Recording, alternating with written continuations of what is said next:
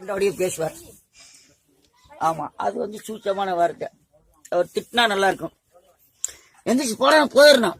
அதுக்கு மேல அவர் அநாசியம் பேசுவார். கட்டாட்ட வார்த்தையை பேசுவார். அதுல சில விஷயம் இருக்கு.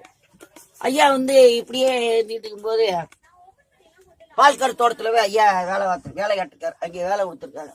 அங்கே பால்கார் தோட்டத்துல ஐயா வேலை பார்த்துருக்காரு. பால்கார் பிரச்சனை தோட்டத்துல சண்டை பிரச்சனை சாமி வந்து அடிச்சு போட்டாங்க. சாமி கொண்டு வந்து இடும்ப மலை இருக்குல்ல, இந்த இடும்ப மலை ஒரு போஸ்ட் எல்லா போஸ்ட் மரமும் வேலை பார்த்துட்டாங்க.